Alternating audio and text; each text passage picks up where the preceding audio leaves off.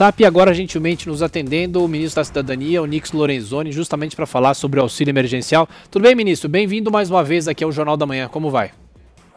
Bom dia, Thiago. Bom dia, Thaís. Não sei se o Zé Maria está aí também.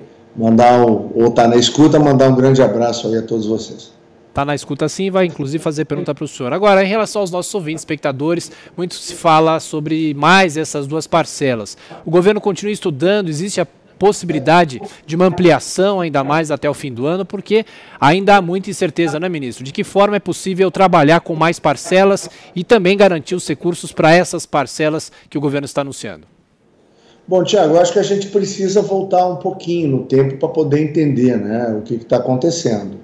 Quando o auxílio emergencial foi criado, e isso foi um entendimento construído num diálogo entre o Poder Executivo e o Poder Legislativo, o que se tomou como referência?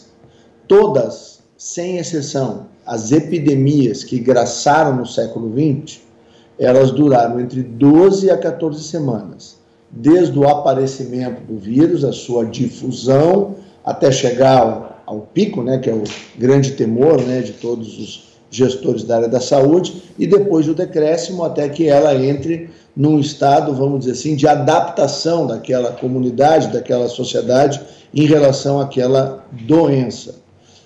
Quando nós aprovamos e foi assinado o auxílio emergencial, o projeto de lei foi assinado pelo presidente dia 2 de abril, dia 3 de abril, nesta mesa aqui, nós iniciamos o processo, escolhemos fazer através de um aplicativo de celular. Foi uma decisão ousada, corajosa daquele momento, mas que se revelou super importante. O Brasil foi o único país do mundo que caminhou nessa nova tecnologia, e isto está mais do que justificado pelo fato que nós encontramos 25 milhões de pessoas para além daqueles 75 milhões do cadastro único, onde se dizia pelos governos anteriores que estavam todos os vulneráveis do Brasil. Ou seja, existiam mais 25 milhões de pessoas que governo algum enxergou e nós conseguimos encontrar através do aplicativo do celular. Mas eu falava que ali nós já tínhamos em algumas regiões do Brasil 1 ou 2 ou 3 semanas de evolução, ou até mais, 4 semanas de evolução da doença. Então a projeção é que o abril, o maio e o junho cobriria toda essa condição indispensável, como o próprio nome diz, de um auxílio em uma emergência médica. Bom, como o Brasil é muito grande e a difusão do vírus no Brasil se deu de forma diferente, exatamente pela sua dimensão continental, o que aconteceu? Nós, então, temos algumas regiões que estão chegando na 12ª, outras na 13ª semana, tem outras que estão na 8ª, na 9ª, então é muito diferente a evolução dentro do Brasil pelo seu tamanho. Então o governo chegou à conclusão, sim, o presidente tomou a decisão e fez o decreto ontem, de que mais 2 meses atende, vamos dizer assim, a todo este desenho. E, obviamente, aí eu tenho que voltar àquele ponto lá do início, né, onde, sem dúvida nenhuma, o presidente tem razão quando ele falava lá em março que a gente precisava ter equilíbrio.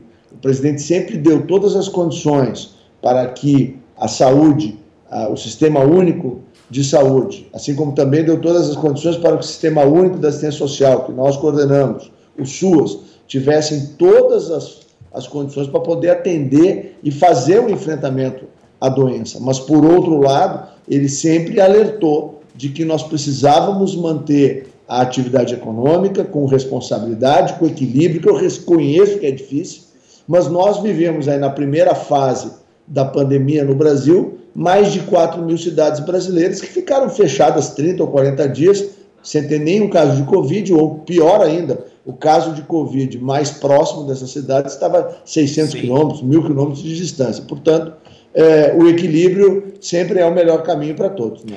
Ministro, girando os nossos comentaristas, agora a pergunta de Thaís Oyama. Oi, Thaís. Bom dia, ministro. O Fantástico revelou neste domingo que 27 mil foragidos da Justiça tiveram aprovado o pagamento de R$600. E a gente teve notícias de que muitas pessoas ricas, inclusive com viagem de lua de mel marcada para o Caribe, também tiveram acesso ao auxílio emergencial. Então, são duas as perguntas, ministro. O que é possível fazer desta vez, o que o governo fará desta vez para evitar esse tipo de coisa, e se é possível, essa é a segunda pergunta, punir esses brasileiros que se apossaram indevidamente, injustamente desses recursos públicos a que eles não tinham direito. Thaís, vamos fazer a leitura em 2 passos, tá? O primeiro passo, nós encontramos e pagamos 65 milhões de brasileiros. Esse número, assim, é difícil de ser mensurado. Se a gente falar que é maior do que uma Itália inteira, ou que é uma Argentina e meia, as pessoas começam a se dar conta do tamanho do que nós fizemos no Brasil. Se a gente for na Bloomberg, a Bloomberg noticiou que dos mais de 120 milhões de cheques, e a maior parte dos países optou pelo caminho da emissão de cheque físico, que foram enviados para o auxílio emergencial, que nos Estados Unidos se iniciou quase um mês antes do nosso, não chegaram no seu destinatário. Ou ele não chegou, ou ele não foi descontado. 1/3 dos americanos que deveriam ser atingidos por esta rede de proteção organizada lá, ela não foi efetiva. A notícia da sexta-feira é que 1 milhão de pessoas que já faleceram nos Estados Unidos, elas receberam nas suas casas, né, ou foram enviados a essas pessoas os cheques. Além disso, quando a gente fala de que no Brasil nós construímos em pouco mais de 60 dias um programa que encontrou, pagou e com um alto grau de segurança, nós vamos continuar aprimorando os processos e os cuidados que nós temos. O combate à corrupção, que é um pilar de sustentação do governo do presidente Bolsonaro, né, que é completamente diferente dos governos que passaram. Agora, nós já fizemos. Eu entendo, ministro, o senhor está falando da parte que deu certo. Eu vou... Como é que é? Não, o senhor está falando da parte que deu certo, eu estou perguntando da parte que deu errado. Nós sabemos que muita coisa deu certo, muita gente recebeu. É que a curiosidade é sobre o que será feito dessa vez para corrigir o que deu errado. Falei que nós já fizemos, vamos continuar fazendo, mas já fizemos, eu vou explicar. O sistema de pensões americanos, que é o sistema considerado mundialmente o mais seguro, eles levaram 3 décadas para construir esta segurança. Eles aceitam até 0,82 das quase 80 milhões de pensões, auxílios e benefícios que o sistema americano paga todo mês, e eles são considerados a referência para o Tribunal de Contas da União do Brasil. Eles consideram no grande guarda-chuva da desconformidade, que é a fraude, o erro ou a falha, 0,82 do sistema deles. A Controladoria Geral da União, ela fez um levantamento sobre 30 milhões de benefícios, os primeiros 30 milhões e 500 mil benefícios prestados no Brasil. Nós chegamos, junto com a CGU, à conclusão de que haviam 160 mil casos de inconformidades. De novo, falha, erro ou fraude. O que nós temos aí? 0,5%. O TCU vai ter uma votação hoje à tarde de uma análise feita em 50 milhões e 200 mil beneficiários do auxílio emergencial.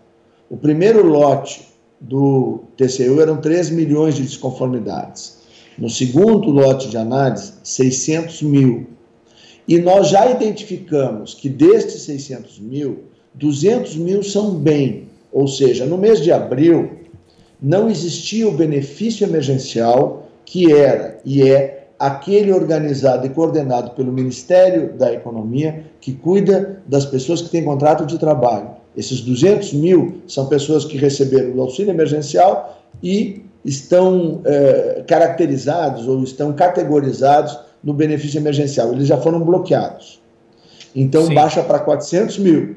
Desses 400 mil que sobram, tem 200 mil que são suspeitas de problemas de pessoas que receberam algum tipo de benefício do INSS e que precisa de atualização cadastral. Então, muito provavelmente, nós teremos no Tribunal de Contas da União também, sobre 50 milhões de benefícios, um percentual de desconformidade que vai ficar entre 0,5 e 0,6, mas continuará sendo ainda igual ou melhor que o melhor do mundo. E o que nós estamos fazendo? Nós já recuperamos 51 mil pessoas, já devolveram, o que foi equivocadamente. O volume de dinheiro recolhido já foi 43 milhões de reais. As pessoas que quiserem devolver ou denunciar, elas podem entrar lá no site da CGU, no Transparência, abre o ícone do auxílio emergencial, clica sobre ele, tem 2 campos.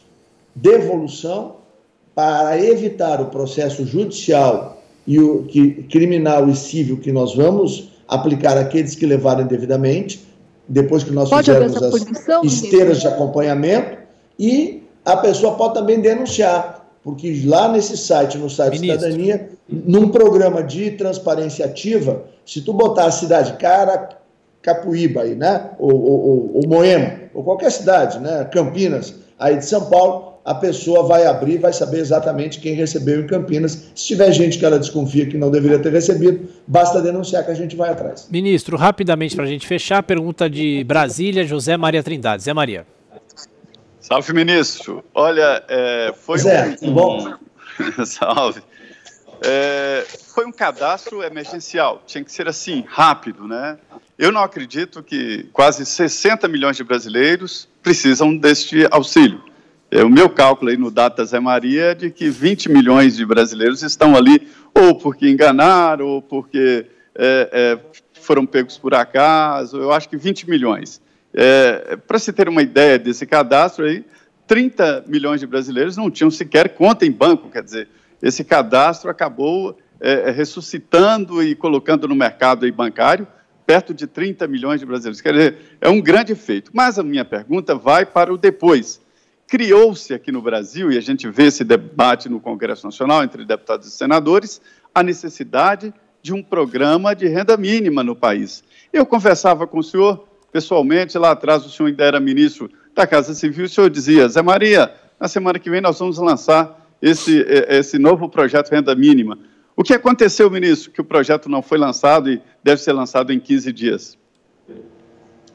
Bom, primeiro dizer que desde novembro do ano passado, estava aqui no Ministério da Cidadania o ministro Osmar Terra, e eu estava lá na Casa Civil, que nós trabalhávamos na refocalização do programa Bolsa Família. O programa Bolsa Família, ao longo do tempo, ele foi perdendo muito da sua eficácia, ele se transformou numa pescaria eleitoral, e não é isso que nem o governo Bolsonaro deseja, nem a sociedade brasileira. Então, a transição para um programa de renda mínima que possa cuidar dessas 14, 15 milhões de famílias. Hoje nós estamos com o maior número do programa do Bolsa Família, são 14 milhões, 274 mil famílias, são 19 milhões de beneficiários. Então, nós vamos construir um programa que trabalhe com mérito, nós vamos colocar o esforço de toda essa estrutura do Sistema Único de Assistência Social para trabalhar na promoção dessas famílias. O ticket médio do Bolsa Família, ele é em torno de R$ 192, ele é apenas um recurso de subsistência. Nós precisamos trabalhar para que as pessoas possam evoluir, sair do programa, mas saber que ela tem a segurança que, se for necessário, ela pode voltar, que hoje o programa não dá. Isso é uma das dificuldades hoje que tem o sistema. A outra é de que, em vez de estabelecer-se uma dependência permanente, a gente precisa, na verdade, através de qualificação, treinamento, oportunidades, trabalhar com o conceito de que as pessoas devem ampliar a sua renda para 500, 600, 1.000, 2.000, 3.000 reais, porque isso melhora a condição de vida da família. Essa é a nossa preocupação, além de trazer para o programa várias e várias ações que vão trabalhar e estimular o mérito, vão estimular o crescimento, não apenas do chefe ou da chefe de família, mas também dos filhos, no intuito de fazer com que o programa seja um programa promotor de prosperidade e felicidade para essas famílias. Ministro da Cidadania, Onyx Lorenzoni, mais uma vez, ministro, obrigado por atender a Jovem Pan. Até a próxima. Um abraço.